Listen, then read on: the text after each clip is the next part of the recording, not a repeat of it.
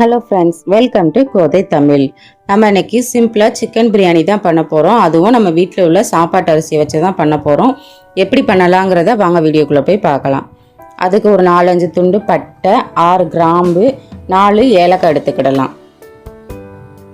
ஒரு அரை டீஸ்பூன் அளவு சோம்பு எடுத்துக்கிடுவோம். 1/4 டீஸ்பூன் அளவு மிளகு,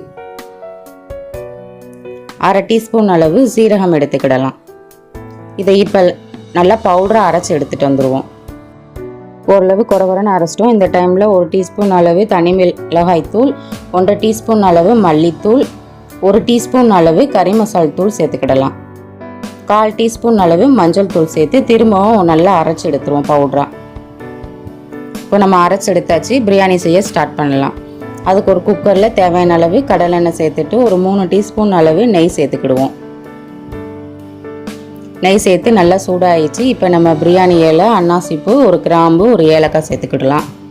இது நல்லா பொரிஞ்சதும் ஒரு 3 பச்சை மிளகாய், நறுக்குன்னா 4-5 பல்லாரி வெங்காயம் சேர்த்து வதக்கி விட்டுடலாம்.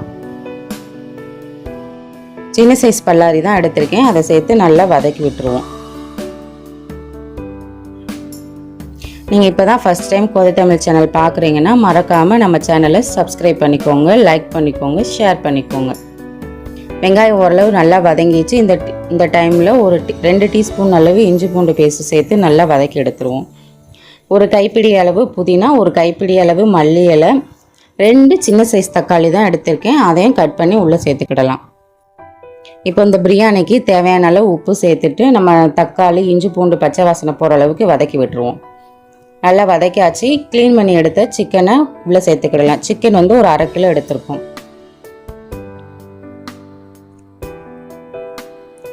சிக்கனை உள்ளே சேர்த்து ஒரு மீடியம் ஃப்ளேமில் வச்சு ஒரு 10 நிமிஷம் நல்லா வேக வச்சு வதக்கி எடுத்துக்கிடுவோம்.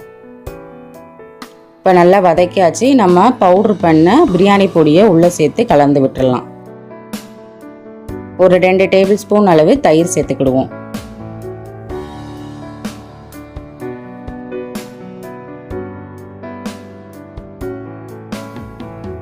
இப்போ 10 நிமிஷம் மீடியம் ஃப்ளேமில் சிக்கனை நல்லா வதக்கிட்டோம். ஒரு டம்ளர் அளவு தண்ணி சேர்த்துட்டு 2 விசில் விட்டு வேக வச்சு எடுத்துக்கலாம். ஹை ஃப்ளேமில் வச்சு 2 விசில் விட்டால் போதும். 2 விசில் வந்துருச்சு. இப்போ நம்ம குக்கர் ஏர் ரிலீஸ் ஆனதும் திறந்து பார்த்தோம்னா சிக்கன் முக்காசி வெந்திருக்கும். இந்த டைமில் 1.5 டம்ளர் அரிசி எடுத்துருக்கோம். 3 டம்ளர் அளவு தண்ணி சேர்த்துக்கிடலாம்.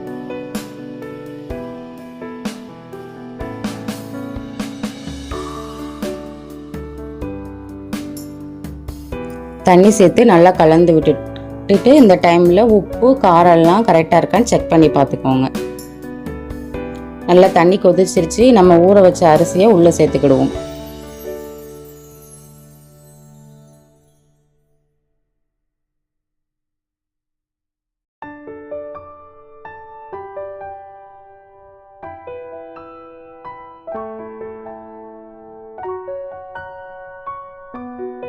காரம் கொஞ்சம் குறைவாக இருக்கிறனால 1 டீஸ்பூன் அளவு பிரியாணி பொடி சேர்த்துக்கிடுவோம்.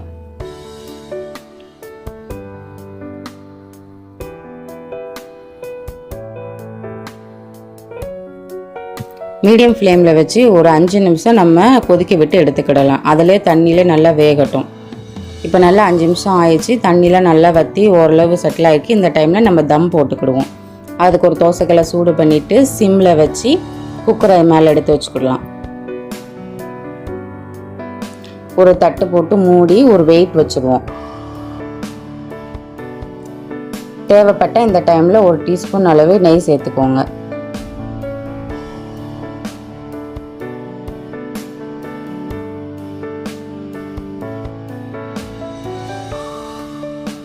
வெயிட் வச்சு ஒரு 20 நிமிஷம் சிம்மிலே நல்லா அது வேகட்டும்.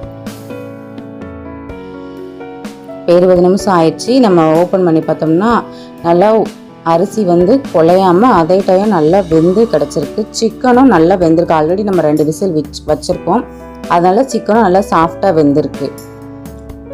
கண்டிப்பாக இதே மாதிரி நீங்களும் ட்ரை பண்ணி பாருங்கள். உங்களுக்கும் ஒரு அருமையான டேஸ்டான சிக்கன் பிரியாணி கிடைக்கும். மறக்காமல் கோதை தமிழ் சேனலை சப்ஸ்கிரைப் பண்ணிக்கோ.